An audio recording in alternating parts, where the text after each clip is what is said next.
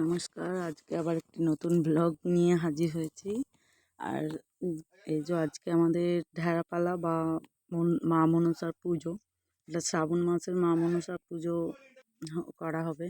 আবার সেই ওই দশহরার মতোই সব ভাজা, চাল কড়াই ভাজা, নারকেল সন্দেশ এইসব দিয়েই মাকে পুজো দেওয়া হয়। এই যে আমার শাশুড়ি মা বসে গেছে, সকালবেলায় স্নান টান করে চাল ভাজছে, মানে মুড়ি হবে, মুড়ি ভোগ দেওয়া হবে প্রভু আমাদের রঘুনাথকে, বা মা মনসার ভোগ হবে। চাল কড়াই ভাজা, নারকেল নাড়ু এসব, বাদাম এসব ভাজা হবে। এখন মুড়িগুলো ভেজে তুলে নিচ্ছে আগে। এই যে এতে ঠাকুরের জন্য মুড়কি বাতাসা আনা হয়েছে। ও তো আছে সব ওই কাঁচা কড়াই, কাঁচা ছোলা, কাঁচা সব। এটা আমার নারকেল কাটবো, এখন আমি নারকেল কাটছি। এটা একটু কাঁচা কাঁচা বলে আমি কাটতে পারলাম। আমি নারকেল কাটতে পারি ছোটো থেকে, এখন আজকে করতে হবে, কিছু করার নেই। নারকেলটা তাড়াতাড়ি কাটতে বসে গেছি আমি। আমাকে নারকেল কাটতে ভালো লাগে, যদি এরকম একটু কাঁচা কাঁচা ধরনের হয় আর একটু বেশি ভালো লাগে, তাড়াতাড়ি ছাড়ানো যায়। এটা আমাদের গাছের নারকেল।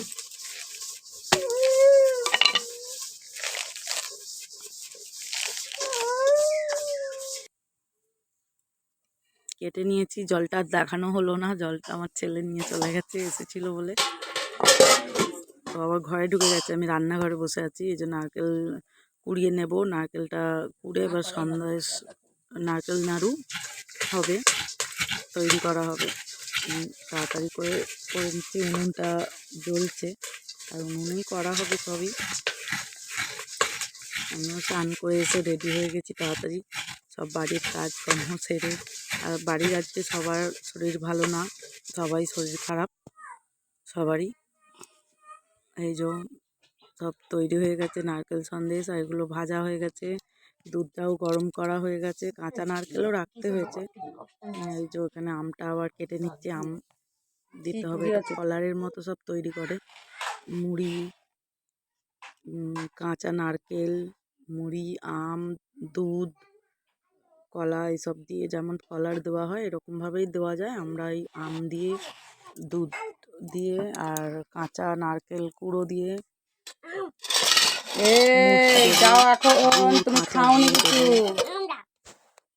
এই যে আপনারা দেখতেই পাবেন।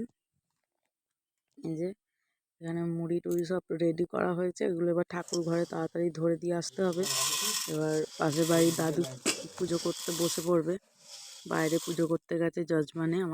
আমাদের যজমান আছে পাশে, সব গ্রামের এইসব যজমানে পুজো করতে গেছে। আর এইগুলো, এই যে টিফিন বক্সে যেটা ছোলা কড়াই, ওই যে কড়াই ভাজাগুলো দিচ্ছি, মুড়ি, ওইগুলো ওবেলা সন্ধেবেলার জন্য। আর ওটা বন্ধ করে রেখে দেওয়া হবে ঠাকুর ঘরে এক সাইডে। আর এই যে ফলারগুলো রাখা হয়েছে, এই যেগুলো দেখতে পাচ্ছেন থালাতে, ওইগুলো দেওয়া হবে এই এখনের দুপুরের ভোগের জন্য। বাদামটা একটু কুলোতে রেখে ভালোভাবে খোলাগুলো ছাড়িয়ে নিলাম, নিয়ে একটু হাওয়া দিয়ে দিলেই সব উড়ে যাবে।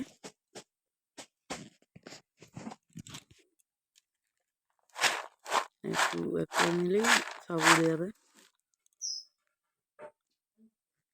যে ঠাকুরকে দেওয়া হচ্ছে। আর আমার গোপালেরও বাড়িতে গোপাল আছে বলে, আমার ওখানেও মন্দিরেও আছে, আমার কাছেও আছে বাড়িতে, এই জন্য গোপালেরও ওই যে ছোট থালাটা রেখেছি।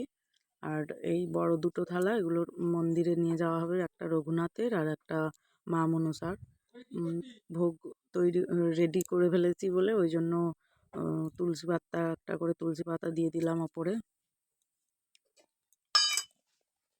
এটা দুধটা গরম করা হয়ে গেছে এতক্ষণ, অনেকটা ঠান্ডা হয়ে গেছে। গরম দুধে তুলসী পাতা তো দেওয়া যাবে না, একটু ঠান্ডা হয়ে গেছে। এই যে টিফিন বক্সে এগুলো ভর্তি করা দেওয়া হয়ে গেছে, টিফিন বক্সটা এবার এনে ঠাকুর ঘরে রাখা হবে। আর এই যে আমার বাড়ির যে ঠাকুর ঘর, আমি সেখানে পুজো করতে এসে গেছি। নিত্য সেবা যেটা আমার, এই যে গোপালের প্রসাদ ভোগ সব নিয়ে এসেছি, ধূপ দ্বীপ আগে জ্বালিয়ে নিলাম, সব রেডি করে নিয়েছি। গোপালকে তুলেও দিয়েছি বিছানা থেকে, সিংহাসন থেকে নামিয়ে ওর স্নান হয়ে গেছে, রেডি হয়ে গেছে। এটা চন্দনটা গোটা গায়ে মাখিয়ে এবার দেখালাম। ওকে কোনোদিন খালি গায়ে দেখাই না তো। আমার এই যে শিবলিঙ্গ, আগে তো বাবা সিদ্ধিদাতা গণেশের পুজো হলো, তারপর এবার ভোলে বাবার শিবলিঙ্গের পুজোটা করে নিলাম। আমাদেরও মন্দিরে পঞ্চদেব দেবী দেবতা, এনাদেরও পুজো করলাম, ওনাদেরও প্রসাদ ভোগ সবার জন্যই। মন্দিরে আমাদের যদি রঘুনাথের মন্দিরে আমি কিছু প্রসাদ নিবেদন করার জন্য, তাহলে আমার এই বাড়ির মন্দিরেও একটু দেওয়া হয়।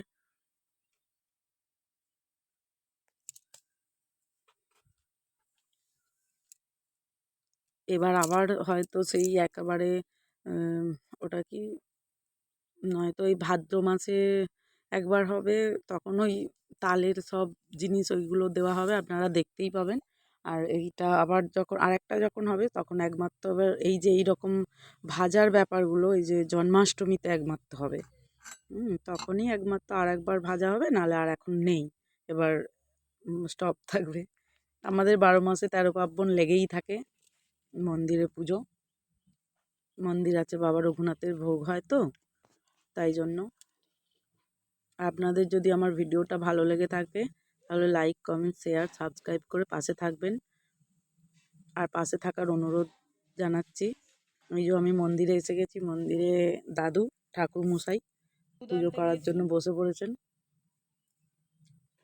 এই যে মা মনসার একটা মনসা গাছের একটা পাতা নিয়ে আসা হয়েছে। এই মন্দিরে তো আর মা মনসার গাছ লাগানো নেই, আমাদের আলাদা আছে, একদিন দেখাবো। বাবা পঞ্চানন্দ মা মনসার সব ঘট আছে, ঘট স্থাপন করা আছে, ওখানে দেখাবো অন্য জায়গায় একটা।